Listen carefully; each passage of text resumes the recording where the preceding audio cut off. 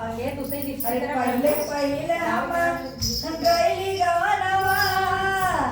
अरे पहिले पहिले हम गईली गवनवा जाते के राड मचाईला अरे जाते के राड मचाईला साता ससुर के छोटा पकड़ के चौकर दलाल पियाईला साता ससुर के छोटा पकड़ के चौकर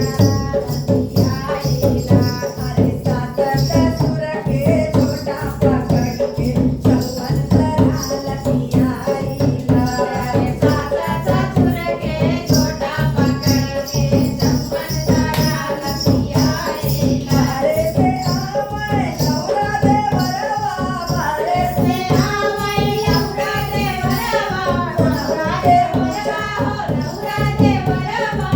हो के ऊंचा चलाईला अरे हो के ऊंचा चलाईला अरे हो के ऊंचा चलाईला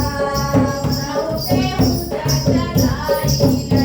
अरे बीच दुवरिया में पलंग लगाई के बीच दुवरिया में पलंग लगाई के पलंग लगाई के हो पलंग लगाई के पलंग लगाई के हो पलंग लगाई के पलंग लगाई के हो पलंग लगाई के हो बाला बाला पियाईला अरे हम बाला बाला पियाईला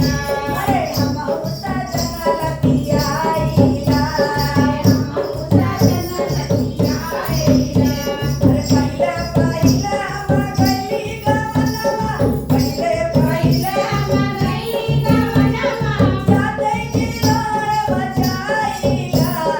पहिले पहिले हम गईली गवनवा जाते के राड मचाईला जाते के राड मचाईला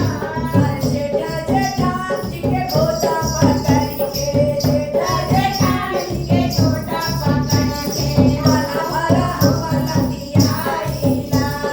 जेठा जेठान के छोटा पकड़ के हमहू बाला पियाईला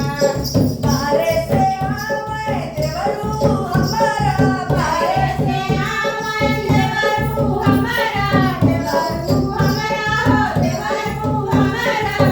हो के ऊंचा चलाईला अरे हो के ऊंचा चलाईला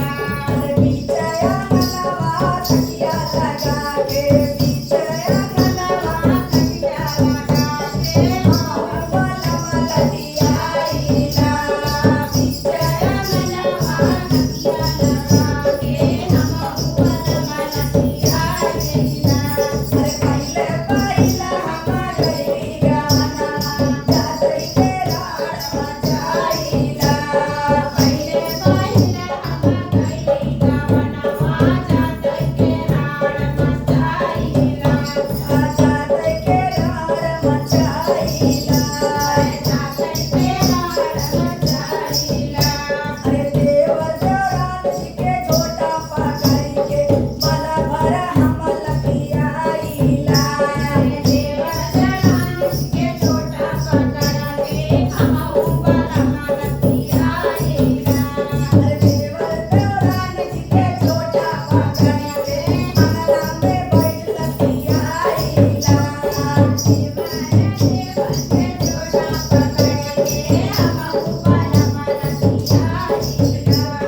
बारे से आवै देवरू हमारो बारे से आवै देवरू हमारो कोनहू के अरे बारे से आवै लहुरी ननदिया बारे से आवै लहुरी ननदिया कोनहू के खूब लपियाईला बारे से खूब लपियाईला अरे कोनहू के खूब लपियाईला कोनहू के खूब लपियाईला पहिले पहिले हम गईली गवनवा जाते के राड मचाईला अरे पहिले पहिले हम गईली गवनवा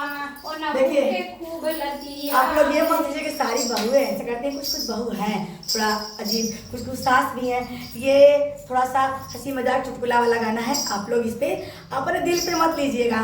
बोलिए हर हर महादेव।